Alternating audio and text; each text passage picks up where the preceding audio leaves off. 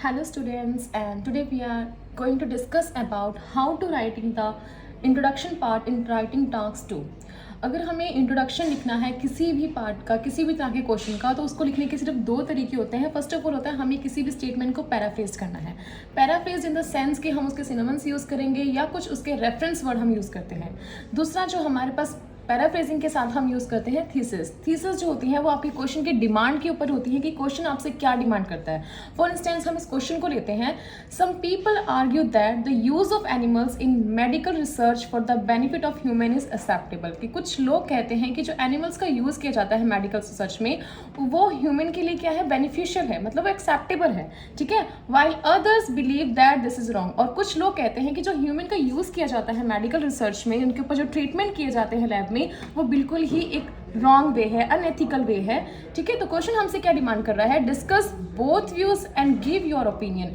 जो दो व्यूज हमें दिए हैं, फर्स्ट व्यू हमने क्या दिया था कि जो ह्यूमन जो है, ह्यूमन के लिए जो एनिमल्स का यूज़ किया जाता है मेडिकल रिसर्च में वो क्या है, बेनिफिशियल है. दूसरा कहता है कि ये रॉन्ग है. तो दो व्यूज़ हैं, हम उन दोनों को ही डिस्कस करेंगे. इसका मतलब हम जो बॉडी पैराग्राफ बनाएंगे वो दो बनेंगे. लेकिन उससे पहले हम सिर्फ इस स्टेटमेंट को पैराफ्रेज देखते हैं कैसे करते हैं.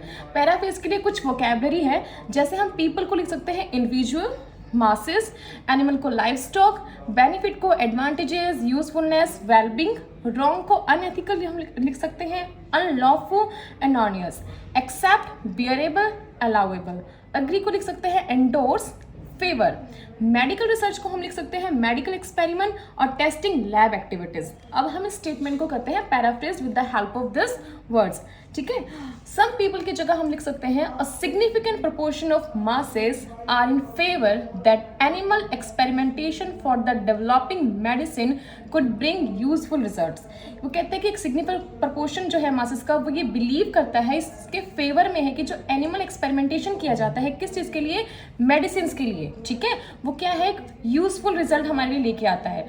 Whilst other hold the oppose opinion. ये बता रहा था ना कि दूसरे जो है वो रॉन्ग है इस चीज के लिए. तो हम कहते हैं whilst other hold the oppose opinion and suggest that it is unethical way to treat the animals. However, both the above mentioned perspective have their own credibility and same in the further in the upcoming paragraphs along with my endorsement with the former and later view.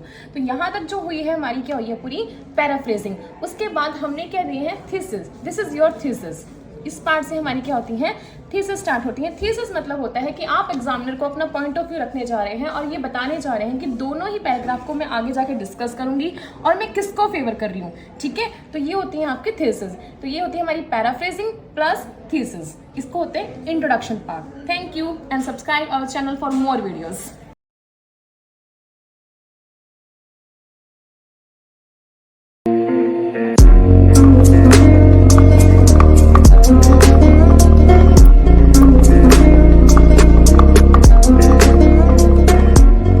Like, share and subscribe the channel for upcoming videos and also press the bell icon for notifications.